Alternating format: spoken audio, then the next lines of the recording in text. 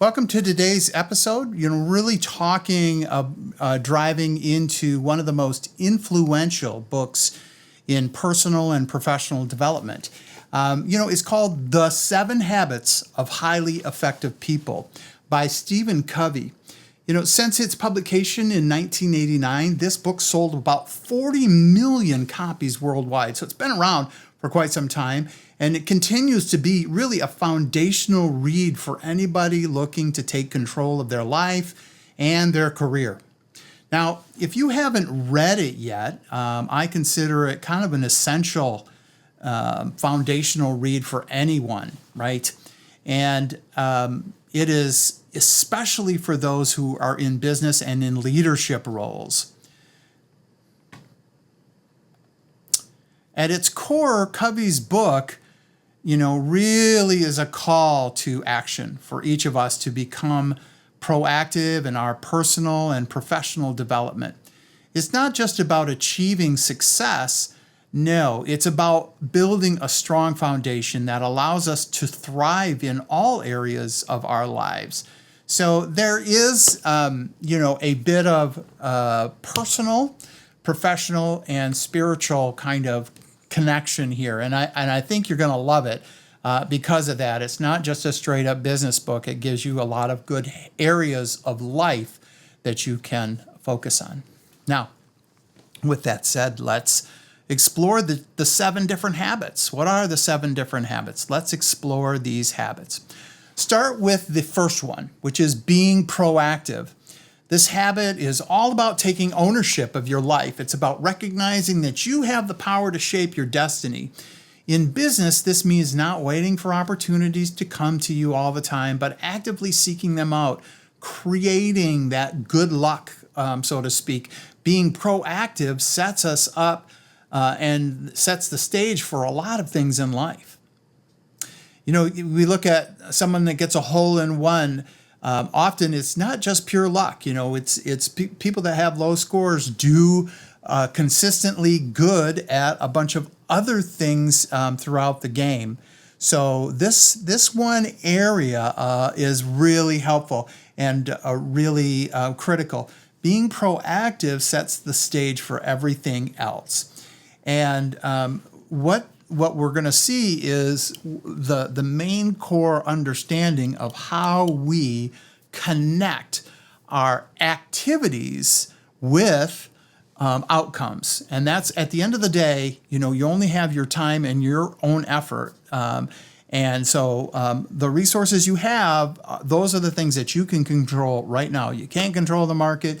You can't control people, but you can control and be proactive around your sets of activities. So understanding the steps that lead to success and being proactive about those sets the stage for everything else. Now, the one thing to think about is that during, especially if you're new to this is a part of being professional. What a sales manager and a team is going to expect from you and a customer is to be proactive.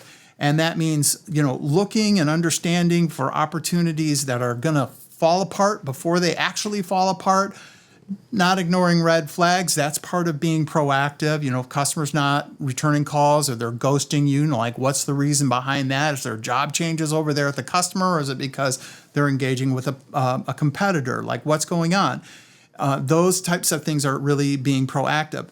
The other part is when you look at the sales process, you have deliverables, things that you are responsible to deliver. And let's say it's a demo. Being proactive on those demo kind of components, it's not like, okay, we're going to show up and do a demo. You want to be able to work with the other people on the sales team before the demo happens, to review the demo with them, to have somebody from your team kind of play the part of the customer and ask bad questions and prepare you for the walkthrough, because you're only going to get generally one chance at doing this demo. So you want it to be really well thought through and have other people kind of kick it around too. So that's the idea about being proactive. Look at it like a little mini project that you're doing and think about it like, all right, I'm doing the demo next week, Thursday. So that means by Monday, I need to have the script written out and what screens I'm going to show or what features on the equipment are going to be important for us to do.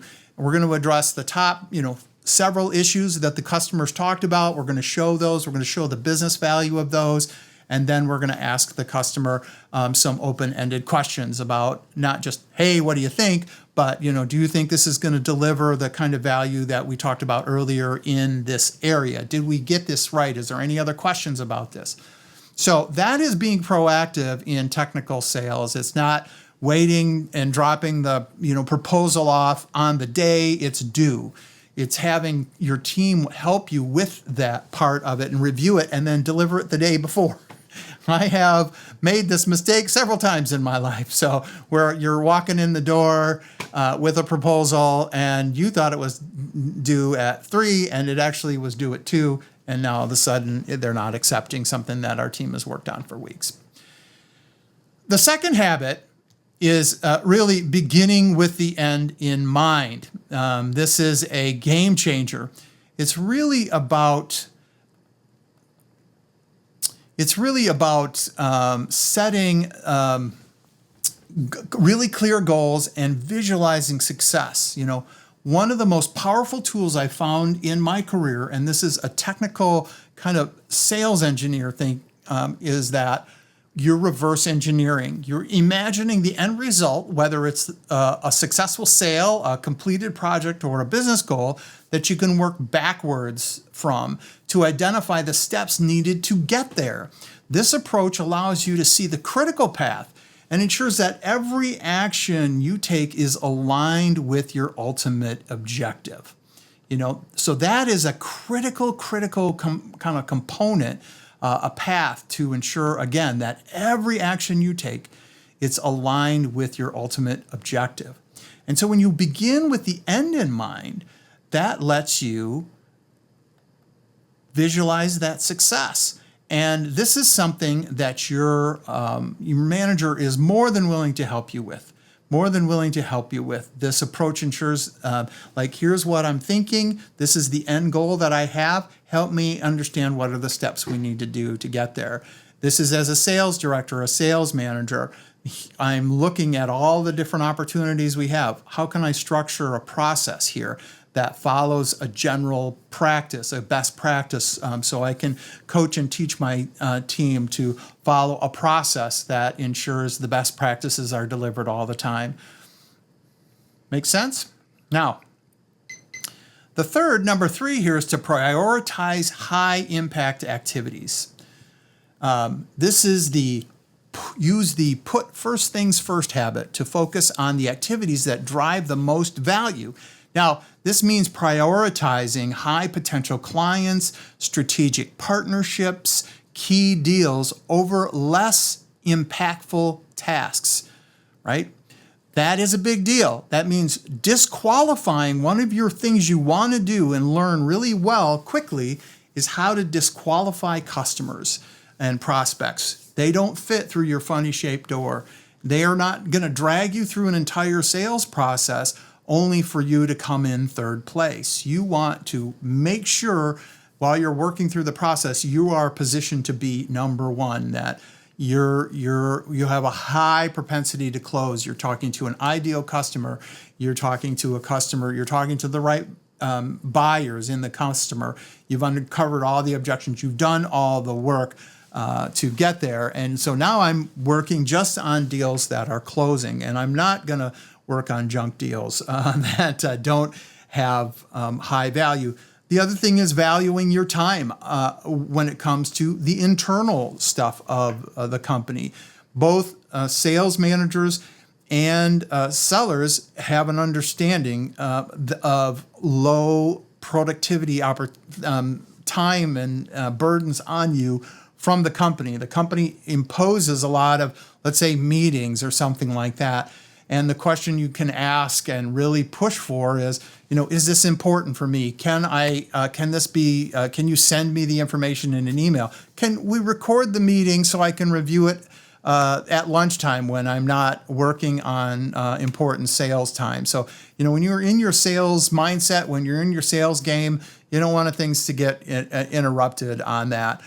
Those are less important from a time standpoint, so you can put those down to the important but not urgent quadrant of your time. Put it that as part of one of the last habits we'll talk about, which is sharpening your saw. You're learning. So try to shunt all the learning stuff into a block of time where you're not selling. So number 4 is foster mutually beneficial relationships. That's embrace the concept of think and win, a win-win mindset, win-win scenarios. Instead of viewing negotiations and sales as a zero-sum game, look for ways to create value for both your client or prospect and your company. Now, this approach builds a long-term relationship and trust, essentially in technology sales, where the buying cycle can be complex and long. An excellent example of this would be doing a webinar, for example. So let's say I'm in the software thing and I'm going to go after a particular industry. And we went to an industry trade show, and so now I have a bunch of leads, so to speak, from that list. Now we're calling down, we're getting some attachment, we're engaging a few of them, but maybe the better way to do this is to have a follow-up webinar exactly based on the demo that you did in your trade show booth that not everybody attended or walked through. Now I'm able to use my marketing team to help promote that back to the thing to validate all the emails that we got are good. I'm developing a in-industry perspective that we can then bring to that industry group or the trade show. Next year, I'm elevating some of our folks internally as subject matter experts. I'm able to deliver value to those prospects early on. And so, I'm delivering value, I'm elevating people, I'm helping the marketing department get better. All these things happen. When they do, this is synergy. This is having a bunch of things that happen together, right? Together. And so this is building those long-term relationships and not just thinking it as a win-lose kind of scenario. Now, the number 5 is listen to understand. Don't just respond. And so this is probably for new salespeople, especially listening to understand isn't just to respond. Seek first to understand and then to be understood. This is especially relevant in sales. By deeply understanding the clients and the prospects' pain points and business challenges and goals, then you can tailor the solution to meet their specific needs. That makes your value proposition much more compelling. And that's what we're trying to do, add value to that value proposition. And if we can organize the customer's thoughts, usually, and that's what on us to help, because we have all these different people that are involved in the buying process. We're effectively organizing. Hey, did you know that department had that issue? No, we didn't know that. Yeah, they have an issue. So we want to make sure that when we put the solution together, we're addressing those challenges. A lot of the time, and then we go talk to the other team. And so bringing together kind of that cross-team viewpoint really helps. So as we were mentioning, something like the webinar, this is leveraging teamwork and collaboration. Synergize by collaborating with the team. Cross-functional departments, even your clients in technology sales can help. So this is, we have a complex solution. It often requires input and expertise from a lot of different sources. So levering the collective intelligence of the team leads to a more innovative and effective solution for the clients. And so when you're in tech sales, it is a team sport. It is a team sport. You have subject matter experts. Some of y'all work in a very particular vertical industry. I'll give you one. I have a customer, or had a client many years ago, that was in the concrete curing business. The guy that founded the company has written books on how to cure concrete. He was a PhD in engineering from the University of Michigan. And, so this guy is like the concrete king. He knows more about concrete than then there's only 50 other people on the planet that could be at his level. And so a lot of you have this in your organization where you're selling something innovative or that's industry leading. So leverage that intelligence. You are not necessarily, as a salesperson, the subject matter expert. And it's okay to not be the subject matter expert when you're in sales. Some of us are on the team where we have a sales engineer that can come in, or we have people that are part of the implementation team that can come in, or we can leverage references from customers that have deployed the solution. My job really is to make sure the right people are in the room when I'm kind of the account executive, not to be the expert on everything. You want to bring other people in. That shows that you have you're the person that can bring the right team together. That's the value you can often add. Number 7, and you may have heard this one over the years. Everybody hears this a little differently. In this book is where the idea was really codified for so many of us of continually improving and adapting. Sharpen the saw by continuous learning and developing our skills. The technology landscape is always changing, and staying ahead requires ongoing education, whether it's through a formal training or staying updated on industry trends or learning from others. So at the end of the day, we want to make sure that to succeed, we are not just out there selling, but we're taking this into heart, and that the team itself works together. So the idea of sharpening the saw reminds us of the importance of self-care, that continuous improvement, that our drive to succeed is not just measured in commission checks or measured in how many deals we close. And it's so, because it's really easy to neglect our well-being. We are, sellers have that mindset of push, push, push, let's close, close, close.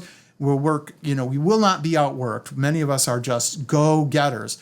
But we have to take a moment to not burn out. And we have to take a moment to not neglect our emotional well-being. And this is as somebody who's, 60 years old that's been doing this for a long time. If I'm not taking my vacations, if I'm not, taking an extra day at the conference to take a day off for vacation or something like that, just to go tour an area, or, taking that walk in the morning.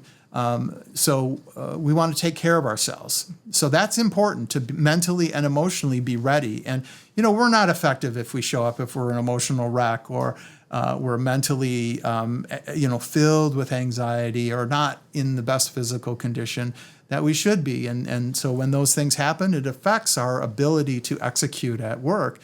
But it also, at work, we also want to think about this and when we talk about sharpening the saw, as a training thing. We want to dedicate a certain amount of our time for skills building, for soft skills building, for reading books. And that's what this series that I'm doing right now on these book reviews is all about, really, to help you understand, here's some things that you can read that gives you some personal development that you can apply to your job. So personal development is a lifelong journey, and this habit ensures we remain at our very, very best. So the 7 Habits of Highly Effective People has had a profound impact on how people think about business and management. It's a practical, common sense approach that has helped millions of individuals, including myself, achieve greater success both in their personal and professional lives. And if you're looking to elevate your career and build a solid foundation for the future, this book is a must read. It's kind of like Professionalism 101. So with that said, I hope you have a great day, and we'll talk to you real soon.